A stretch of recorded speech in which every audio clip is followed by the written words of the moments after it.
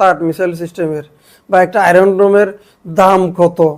Iran এক মাসের যে যুদ্ধ ব্যয় ওদের, আমার মনে হয় ওদের এই দুই একটা তাট এবং আয়রন ডোমের ব্যয় তার চেয়ে বেশি।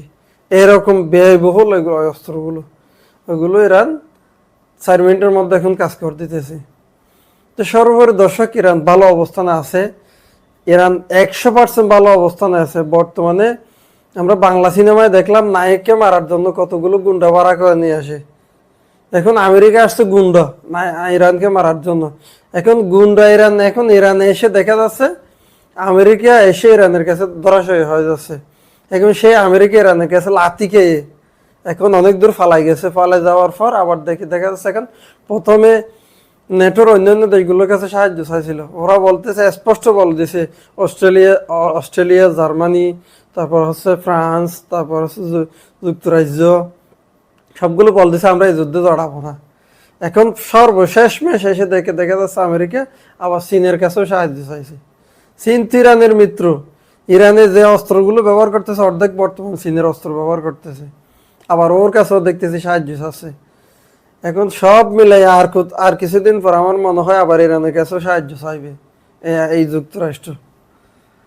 তো সর্বশেষ দোয়া করবেন সকলেই, ইরান অবস্থা ভালো আছে। এই যুদ্ধে আশা করি ইরানে জয় হবে এবং পৃথিবীর পরাশক্তি, অন্যতম পরাশক্তি, যার উপরে কোনো শক্তি নাই বলে বিবেচিত, সে আমেরিকাও ইরানের কাছে ধরাশয়ী হয়ে পরাজিত হয়ে আমার মনে হয় এই যুদ্ধ থেকে যাবে। আশা করি মুসলিম জাতির একটি উজ্জ্বল নক্ষত্র এখানে, উজ্জ্বল দিক। সবাই দোয়া করবেন। ইরান বলে দিছে এই যুদ্ধ কারো কথায় আমরা বন্ধ করব না, শেষ করব না। আমরাই সিদ্ধান্ত নেব কখন যুদ্ধ শেষ করব। আর কারো কথা এখানে নাক গলানো হবে না। কারো কথায় আমরা যুদ্ধ বন্ধ করব না। ওরা শুরু করছে, আমরা শেষ করব। তার থেকে বোঝা যায় ইরানের হাতে আছে পর্যাপ্ত মাল, যন্ত্রপাতি সব আছে, ভয় করার কোনো কারণ নাই। বক্তব্য থেকে বোঝা যায় ওদের হাতে আছে।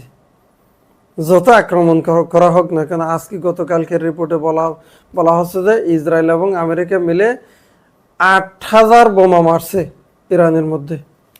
তারপরও আশা করি কিচ্ছু করতে পারবো না ইনশাল্লাহ। ইরান বিশাল একটা রাষ্ট্র, অনেক বড় একটা দেশ, যার কারণে ইসরায়েল হচ্ছে ইরানের এক টুকরো হবে না, 10 ভাগের 1 ভাগও হবে না।